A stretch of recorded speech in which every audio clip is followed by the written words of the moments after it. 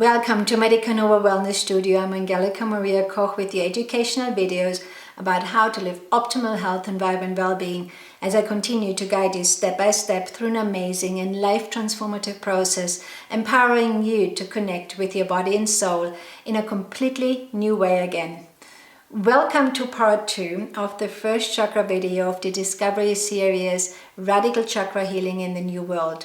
Thank you so much for your emails and comments, and I was delighted to see that this exciting journey in discovering your authentic self inspires you to reach out and to investigate.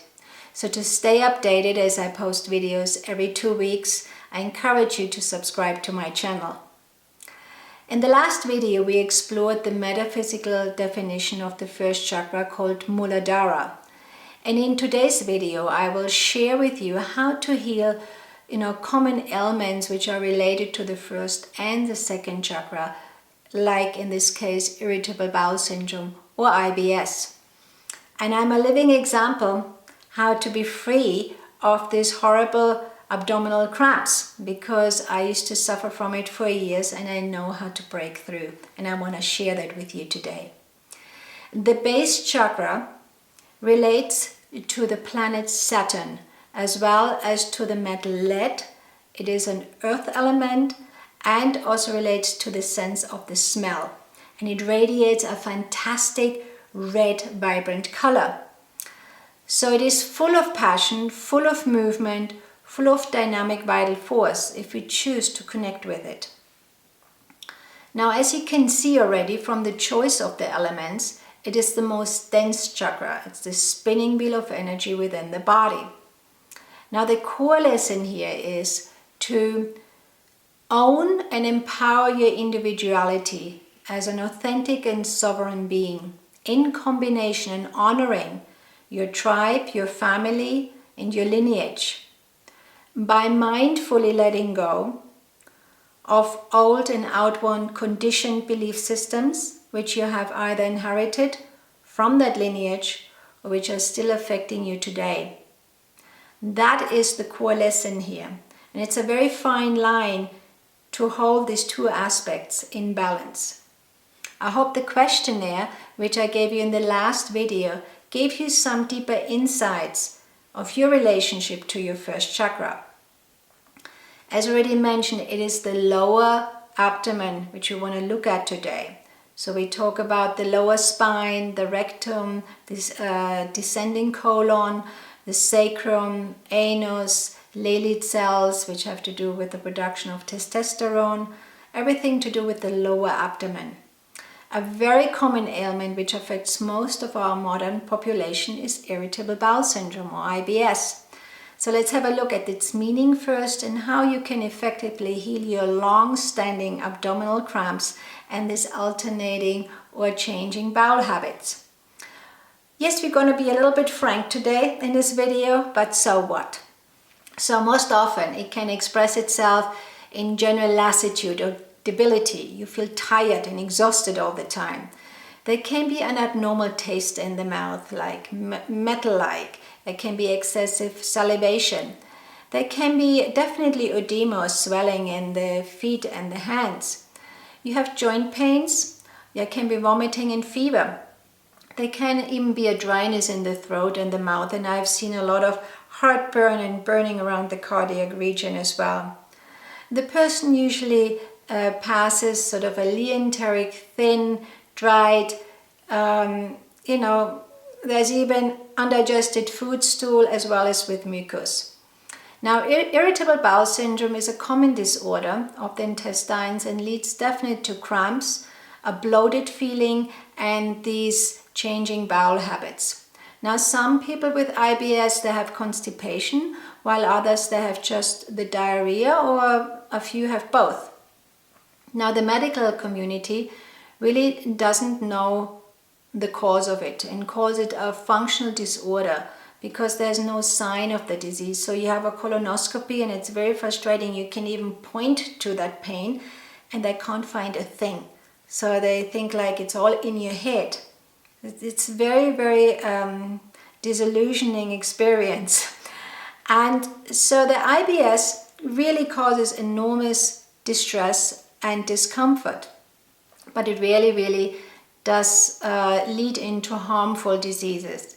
Yet out of my experience, I can really say that it often leads to dysbiosis or leaky gut syndrome, which is another modern day symptomatology, and I will go into that in a minute.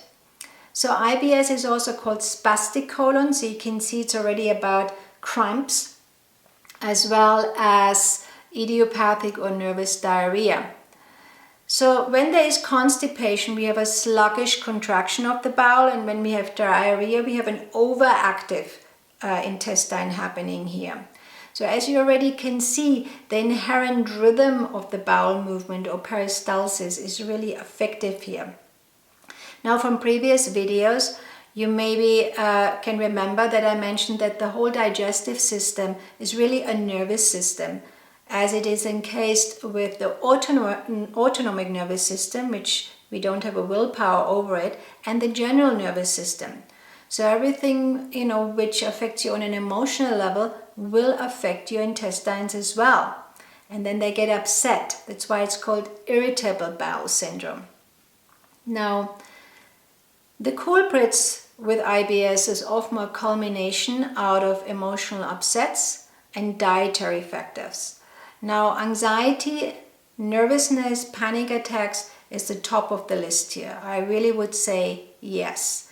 Now, there is even a documented scientific study now that anxiety can change the bowel color, so they become lighter. But as we are even energetic beings, as you know, the disturbance can also equally present itself on the physical aspects with, for example, food allergies.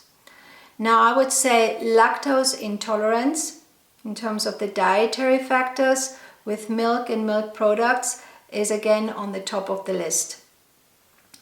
The lactose sugar, which is undigested here, almost acts as a laxative and causes diarrhea. Another factor I would say would be gluten intolerance, where the gluten protein creates some allergic reaction, and gluten you can find in all cereals and grains. A third one I would say would be bad fats, and I really would stress here bad fats, so cheap oils from the supermarket, because they almost activate the inflammatory process within the body, whereas good fats, which we need, like organic cold-pressed virgin olive oil, will quench the inflammatory process. So really spend a little money on the good fats here.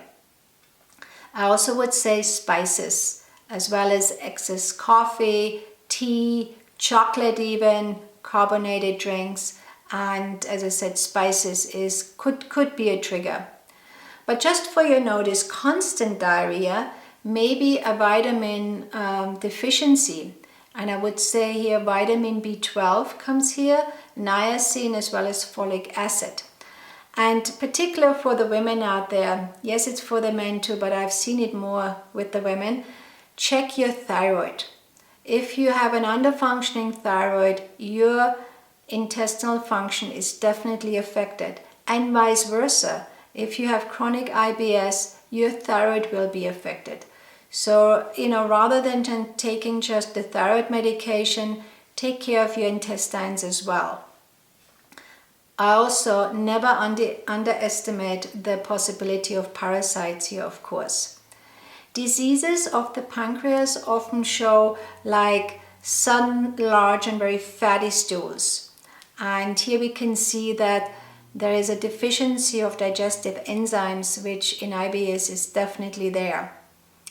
As I mentioned before, IBS can lead to dysbiosis or leaky gut syndrome, which is really basically a state of an imbalance of intestinal flora, and which are bacteria or other microorganisms. So a balanced bowel flora today consists of 85% beneficial bacteria and about 15% harmful bacteria. Yes, we need the harmful ones, but that's the ratio. Now, unfortunately today that ratio is flipped, and we have way more harmful bacteria of what the body can tolerate, which we then see in excessive bacterial fermentation in the gut. So the the food stays too long in the colon. And then we have this auto or self-intoxication from toxins produced by this undesirable bacteria within the body. So the bacteria, of course, need to munch, they need to eat, right? And they have release of waste, but there's too much in the body. The body can't deal with so much anymore. And that means we're becoming this living toxic bucket within ourselves. Now these toxins, they damage and injure your intestinal walls, as well as the so needed enzymes we need on the intestinal cell surface. So the enzymes are really under attack here, and thus preventing an absorption or the digestion of carbohydrates, your sugars, for example.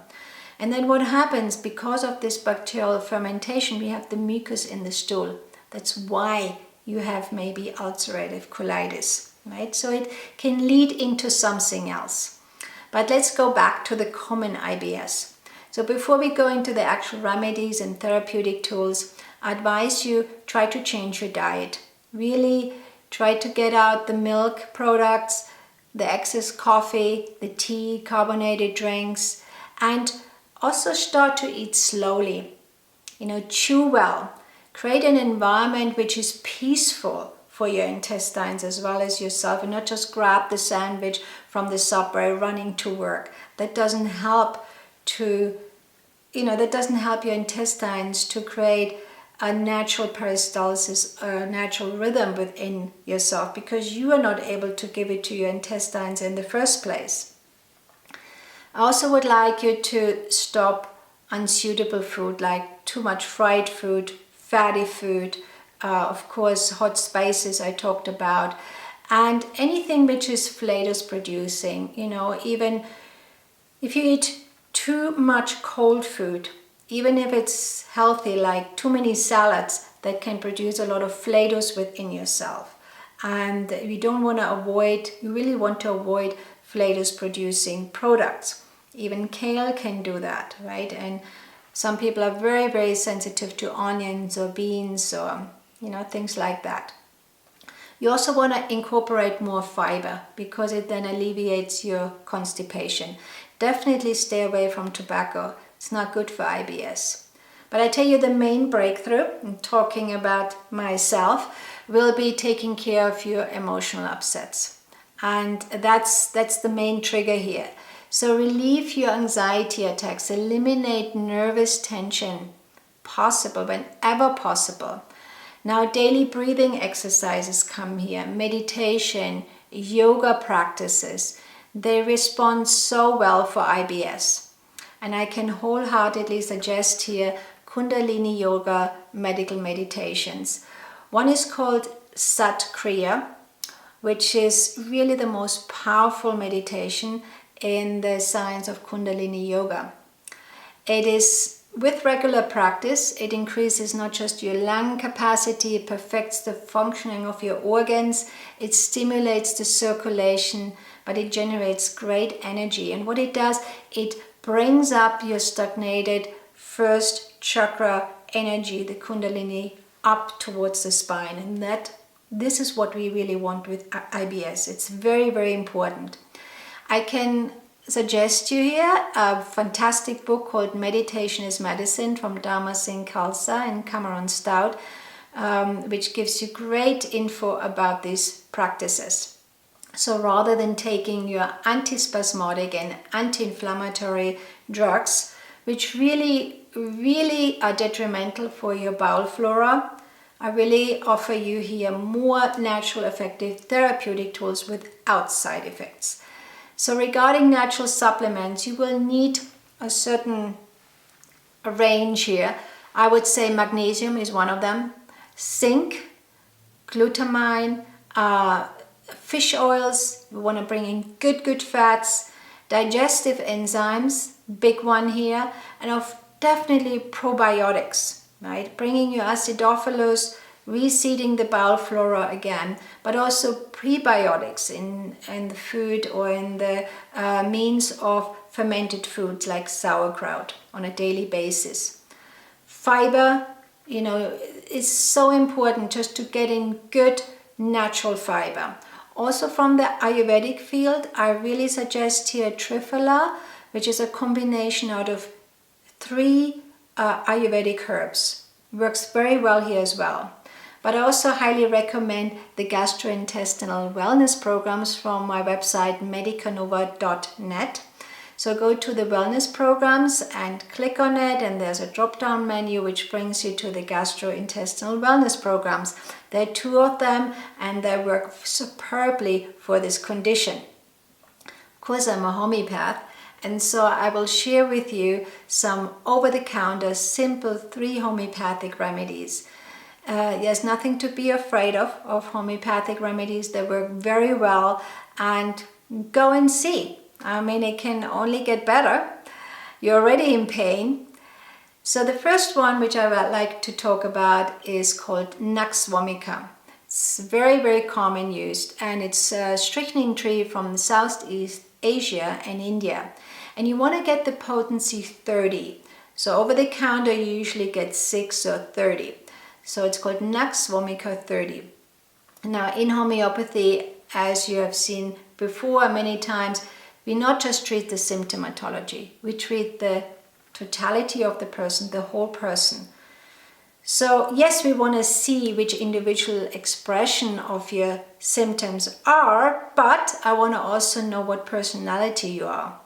And then try to find a remedy which matches the mental, emotional and physical aspects at the same time. So with Nux vomica, and I said we're going to be a little bit graphic today, the symptoms are that there is this urge to go to the bathroom, and you maybe can relieve yourself, but you're never finished. It's like there's really this thing about, I know there's more in that, but it doesn't come out. There's tremendous abdominal pain, and the pain gets a little bit better after the stool comes out, but only to come back right away after eating and drinking. Particular with alcohol, gourmet food, spices, strong food. Now, so you have this idea that, I really would feel better if this whole thing comes out. Now, the personality of Nux vomica very much represents the symptomatology. They are type A people. They're workaholics. They're go-getters. They're goal-driven. Everything must be accomplished in a fast and efficient manner. They're ordered. They are on time. You maybe have a boss which, bothers you after you have been late for 5 minutes. That could be a Nux vomica personality. So they're very goal-driven. And of course, they're very impatient. They don't have time for dilly-dallying. They flare up, but they also calm down very easily. They don't have time for all that. So because they don't give themselves time in life, their bowels don't have time to function in a balanced way. Do you see the relationship and the mirror image here? So Nux vomica people do very well just by daily breathing exercises, meditation, to establish a core peaceful energy which then permeates throughout the cells and as well the intestines. I would say try Nux vomica 30, 1 tablet, morning or pill. They come in little pillules, morning and evening for 10 days, and just see. Now, if you want more of a personalized and targeted protocol, please book a consultation with me and contact me at my email info@medicanova.net. Another useful homeopathic remedy here is called Lycopodium 30, again the potency, which is prepared from the spores of a fungus called club moss. Now here we have a lot of symptoms around the bloatedness and the fermentation, which I talked about before. There's a lot of flators or farting going on. They feel constantly bloated. They also have sour irritations like burping going on. There's this constant fermentation, and they really are sensitive. They don't want anything tight around their belly. No tight clothing, no belts. Now, they're very sensitive to flavors-producing food like cabbage or raw onions or beans. Now, the personality here is they're very different than Nux vomica. They lack confidence within themselves. They're actually insecure, but they try to cover it up on the outside. So they boast even about their achievements, right? They have a love of power. I call them the smart ass who knows everything. So there's this inflated ego going on, which really affects the abdomen with this constant bloatedness and flatulence. Lycopodium really alleviates these liver stagnated symptoms here, and can be a great help. A third homeopathic remedy is called Argentum nitricum 30, which is made from the nitrate of silver. And here again we have gastric ailments, lots to do with belching and flatulence, and it's almost like the person really wants to belch, but there are ineffectual efforts. It doesn't come out, right? So it creates heartburn, it creates this stagnation. There's a lot of distension going on of the abdomen, and they have a desire for sweets. So if you see somebody having like 3-4 teaspoons of sugar in their coffee, there may be one of these personalities. They also crave cheese and salty food. But there can be lots of noisy diarrhea and as I said, distension going on. But the most important aspect of this remedy, and that really gives it away, is they present this constant anticipatory anxiety.